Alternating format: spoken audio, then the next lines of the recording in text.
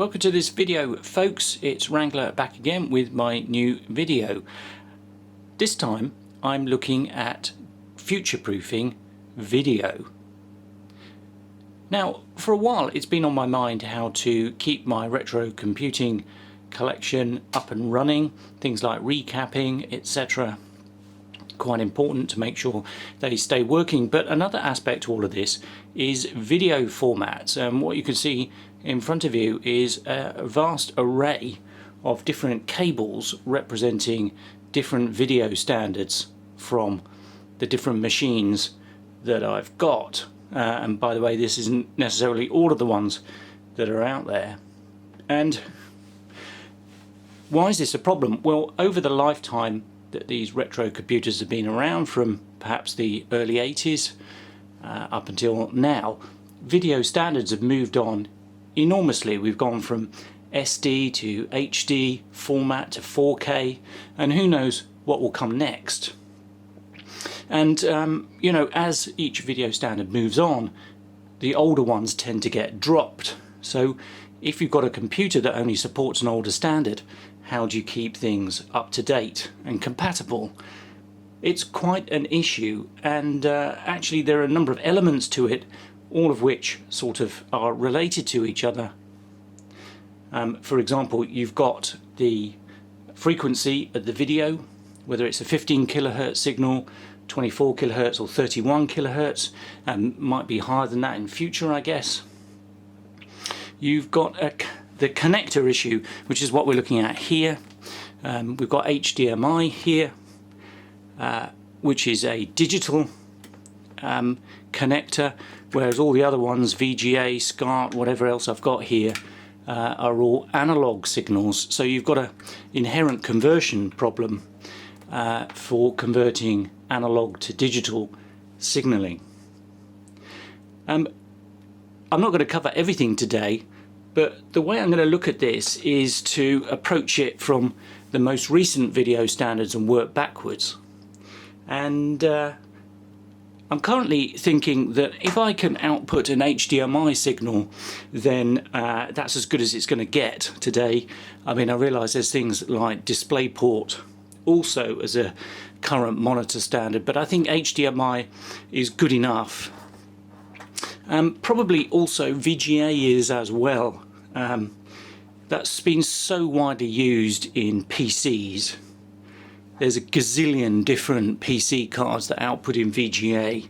So actually, if I can get a signal out to VGA, at least cabling wise, that's probably going to be all right for now, before I have to spend a long time thinking about moving that on to another standard. Now, I mean, VGA, where do we see that? Well, in the Amiga 3000, for example, had a 15-pin VGA connector like this one. Also, Amiga retargetable graphics cards typically output using the standard VGA connector, PCI cards, etc., etc. So this is used quite a bit with the later retro computing stuff. But even if it outputs, you know, our video card outputs using a VGA socket, can we actually display that on our screen? Because we still got the horizontal refresh rate issue, the 15 kilohertz versus 31 kilohertz, etc. So, you know, what's the solution to that? Well, I've looked at this a little bit in the past. And you might recall that I use a BenQ monitor, the BL912, and one of the reasons I do that is because it natively supports a 15 kilohertz signal. Now, it might not come out with the greatest picture, but at least I can get something out directly through that monitor without having to worry about conversions.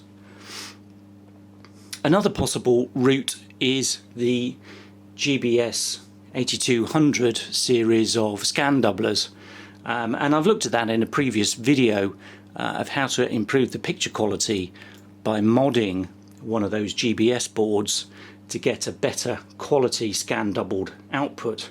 So that will output a 31 kilohertz signal, still VGA connector, but with the more up-to-date video standard, which is more compatible with more monitors. So the GBS is definitely a solution.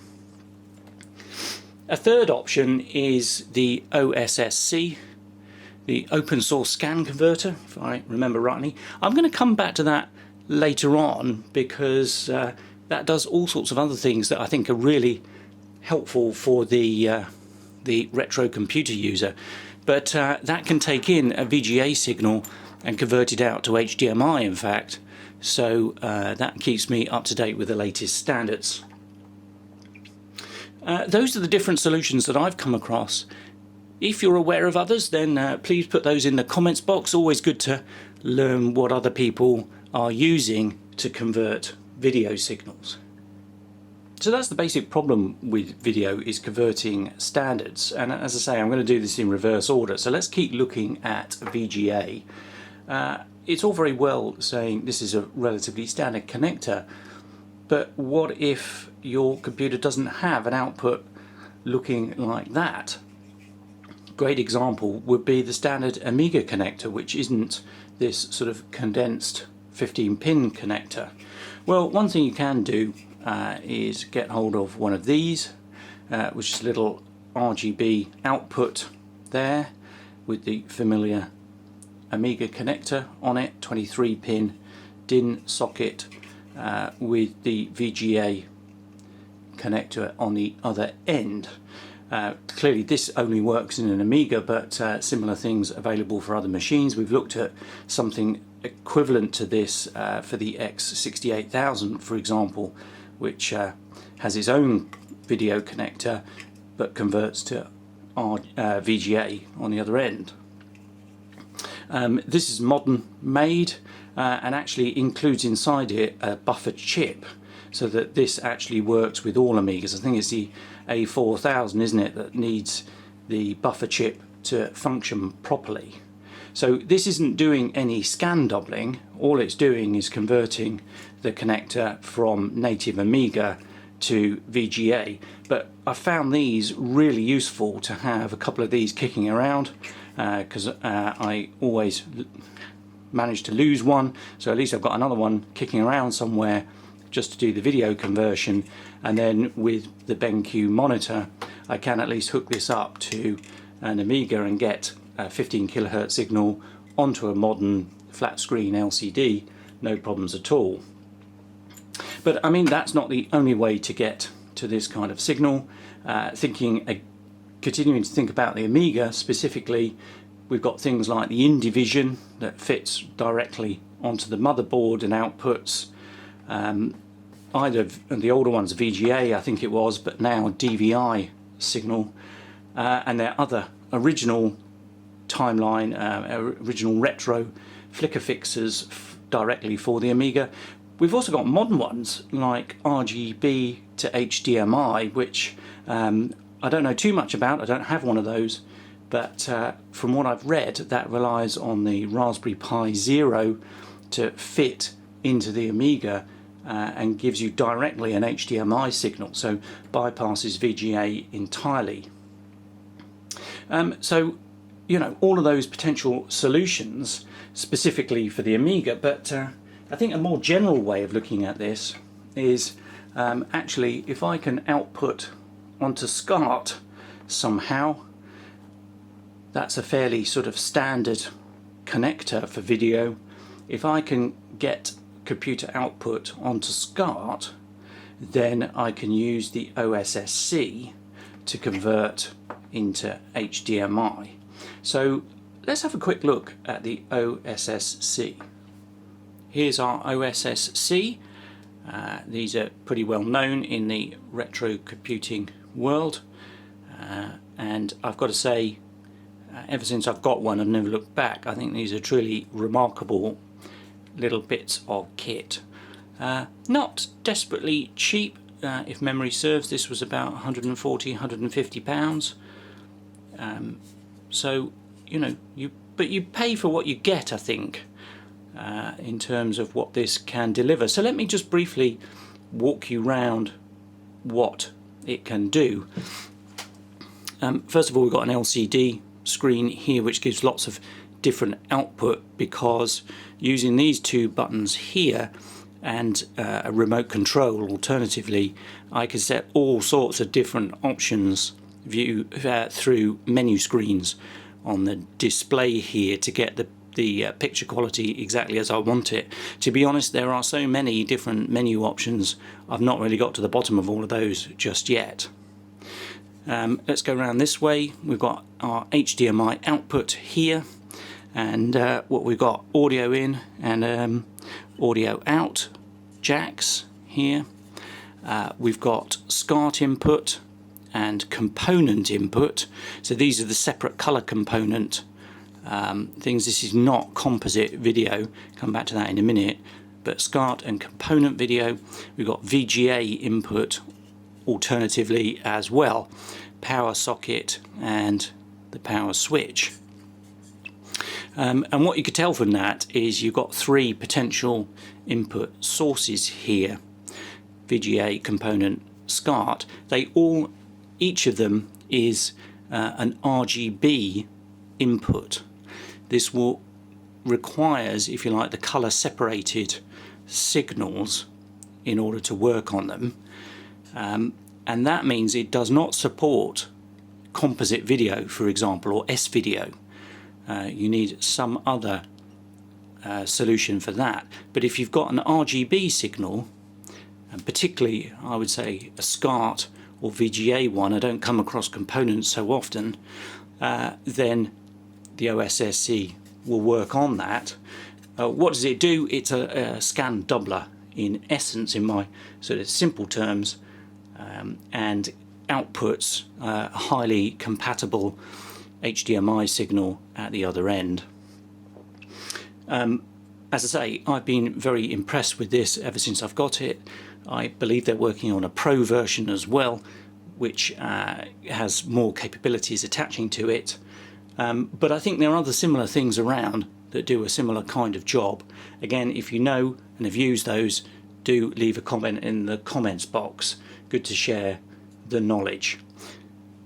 But I think this, or something equivalent, can be a big part of the solution towards getting to a modern video signal output, HDMI, from sort of earlier specifications, earlier standards of video. But that still leaves some retro computers left out.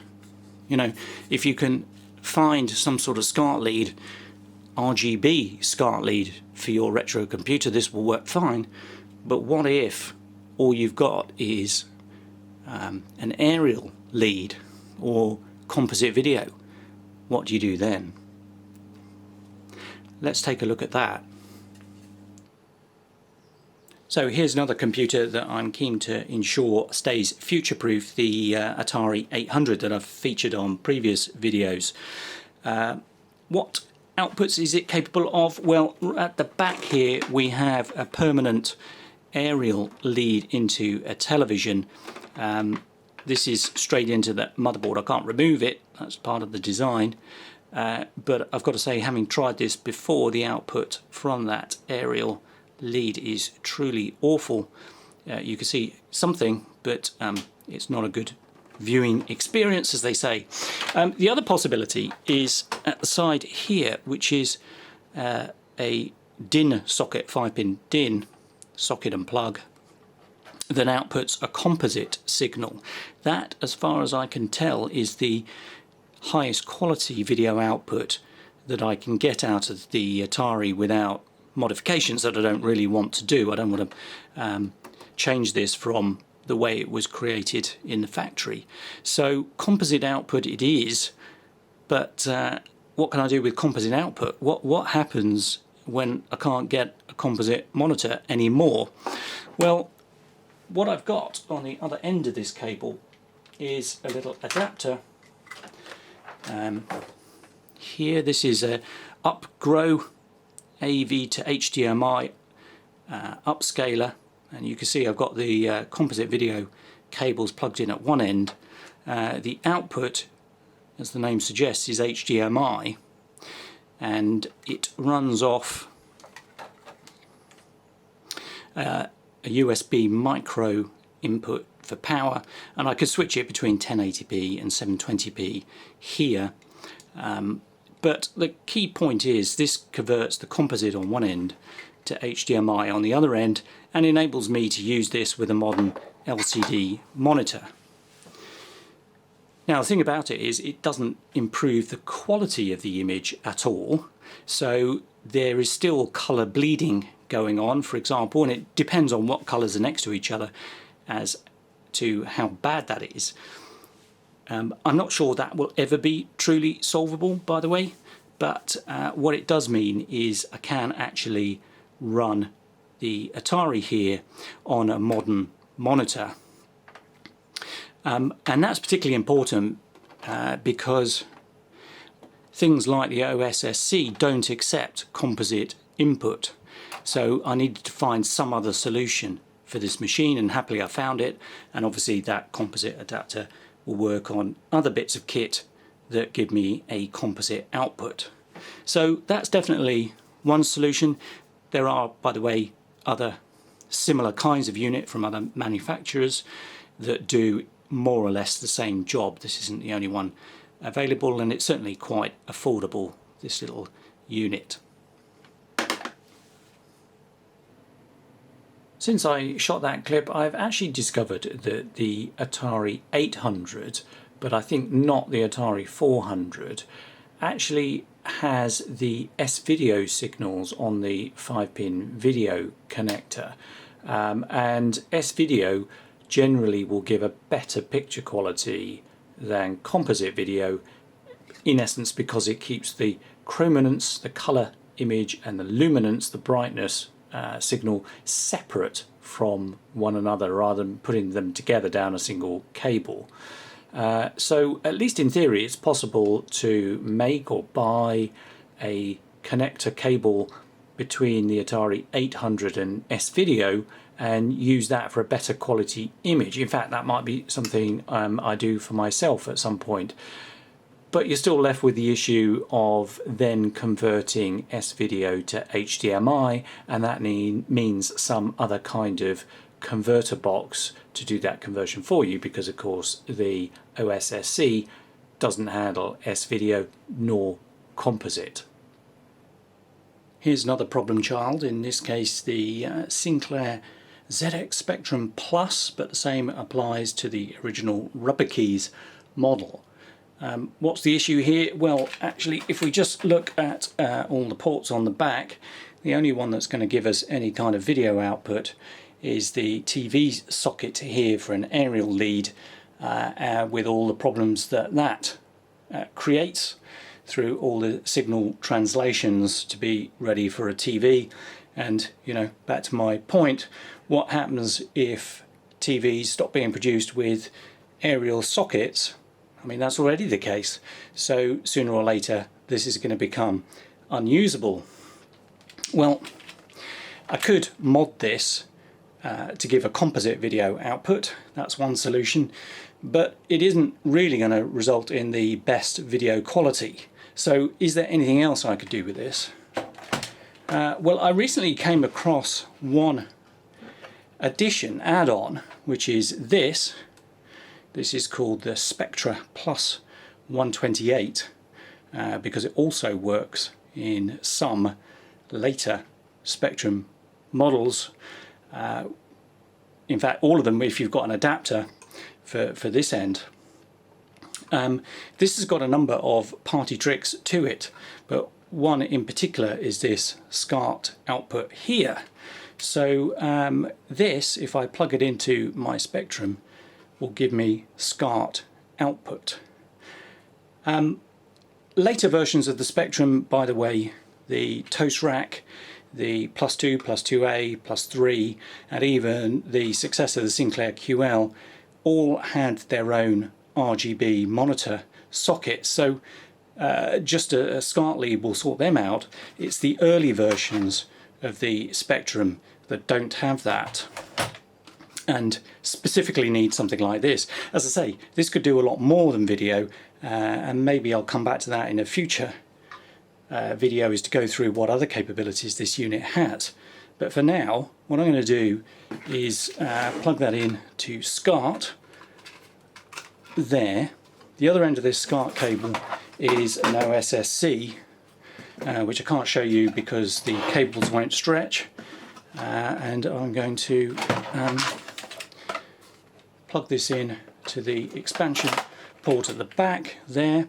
There's just enough room here to get the power in, and we'll turn that on and see what kind of signal we get. So let's turn the OSSC on, so we've got something there, and get that onto the right input. And now let's apply some power. And there we are, we have a signal coming through loud and clear. Let's just briefly have a look at what that looks like. So see if I can remember how to use a spectrum. If I do that, does that? Yeah. So there we are. That is just showing some colour now. Will this camera show it up very well? Yeah. So there, sort of zoom in a bit. I think you can see that that is a pretty good quality video signal. There is no bleed there whatsoever, because the SCART output from that unit is an RGB one. So I'm really impressed with that, but the real test, I guess, is something a little bit more colourful than this. So what I'm going to do is turn this off for now, and in between the computer and the SCART output adapter, I'm going to plug in my Div MMC so I can load some games nice and easily off the SD card here. So let's plug that in, and some of these connectors are a little bit tight, so let's see if I can get those two together without ruining anything, and then into the back of the Spectrum here. And yeah, it does result in a pretty long chain there, but actually as long as you've got enough space on the bench, that works out fine. Let's get that out of the way and power her up.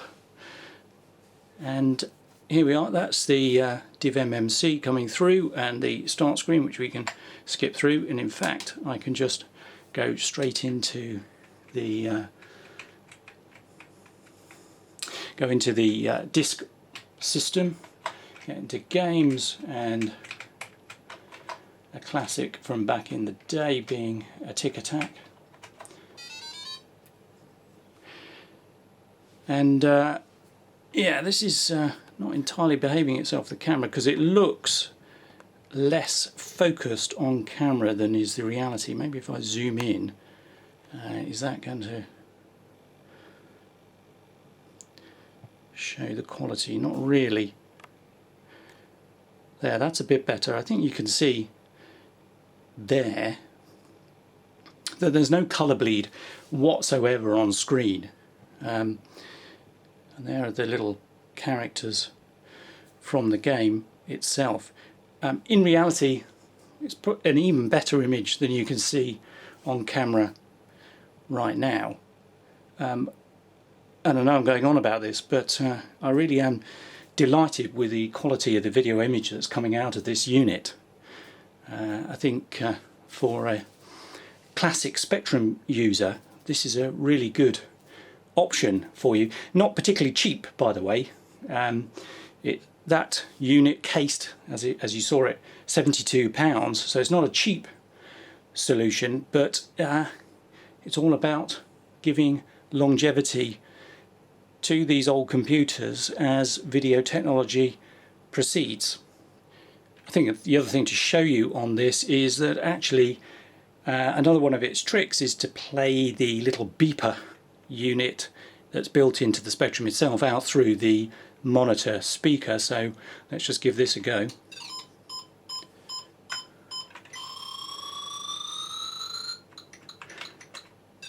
So no, I think this does get, whoops, does give the old Spectrum a bit of a new lease of life by enabling it to run on a full HDMI capable monitor via OSSC. Alright, enough of that, or I'll be stuck all day playing a Tic Tac. I think the final thing to look at is what if your only choice is a TV aerial lead. This is a ZX81 from back in the day. Now it has an expansion connector, so we might be able to do something with that, but let's just ignore that for the time being and just look at the TV output. What can we do if that's the only option available? Might also apply, e.g. to that Pong kind of game I was looking at in a previous video that only has an aerial output. To be honest, then your options are pretty limited, and I think all that's really left is perhaps holding on to an old VHS video recorder and using that to convert the signal perhaps from the TV aerial into something more usable. Could be composite, it could be RGB maybe, if that's what your video recorder supports. Otherwise it means modding the actual kit itself to output composite perhaps. I think the final option available is something called an RF demodulator, which is a separate box that effectively acts as a kind of TV tuner and could take in the radio frequency signal from the TV aerial and then output a more modern standard. They're not particularly cheap. I don't have one, by the way, to show you. They're not particularly cheap, and in effect it's doing a similar job to the old VHS video recorder but without the tape recording or playback function. However, you can still buy them, so you know, that could be an option in the last resort. That brings us to an end of this video. We've looked at all the main different video standards. If you're aware of any others and how to keep them up to date and convert them to something more modern, do let me know in the comments box. Otherwise, hope you've enjoyed watching. Don't forget to subscribe, and I'll see you again in the next video. Bye for now.